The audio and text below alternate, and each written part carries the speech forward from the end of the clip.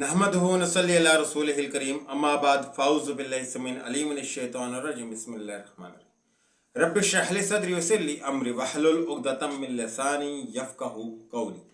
अपने देखने और सुनने वालों को रिज़वान असगर और मुस्लिम मसीही मुकालमा की टीम की तरफ से अस्सलामु अलैकुम व रहमतुल्लाहि व बरकातुहू। मसीही अक्सर मुस्लिम अवामुन नास को ये कहकर धोखा देते नजर आते हैं कि मुसलमानों की हदीस की कुतुब रसूलुल्लाह सल्लल्लाहु अलैहि वसल्लम के जाने के कमो बेश 200 साल बाद लिखी गई, जो कि सच नहीं।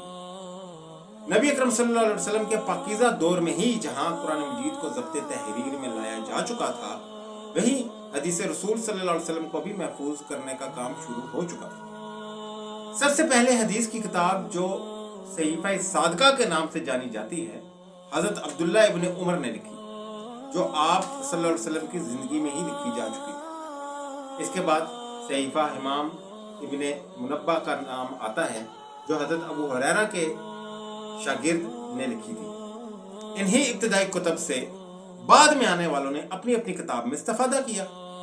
अब सवाल ये है कि आखिर मसीह हजरात ऐसा करते क्यों हैं?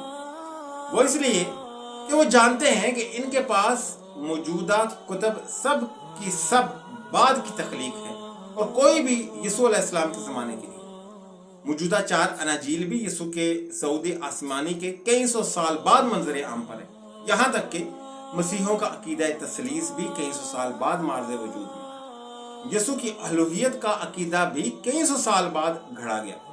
खुद यीशु को 300 साल बाद खुदा के बराबर करार देकर इनको खुदा बनाया गया और मजीद 50 साल गुजरने के बाद रूहुल कुद्स को भी इस खुदाई मजलिस में शामिल कर लिया गया। गर्ज आज जिस शक्ल में मसीहत हमें नजर आती है, वो यीशु के ज़माना में थी ही नहीं। इस मुश्किल का जवाब देने के लिए मुसलमानों को शुबे में डालते हैं कि तुम्हारी हदीस की कुतुब भी तो 200 साल बाद लिखी गई हैं, जो कि सरासर गलत है और इनके कोरे बातन होने की दलील है।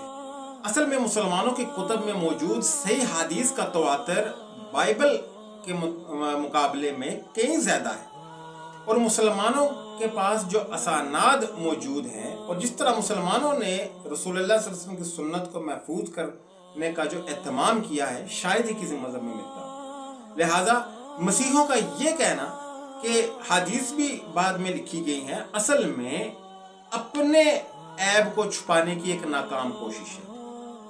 मैं समझता हूँ कि उनके इस एतराज का जवाब मैंने दे दिया होगा। वाखिर दावाना अल्हम्दुलिल्लाहि रब्बिल आलमीन बिरहमतिका या रहमान रहीमीन। अस्सलामु अलैकुम व रहमतुल्लाहि व बरकातुहू।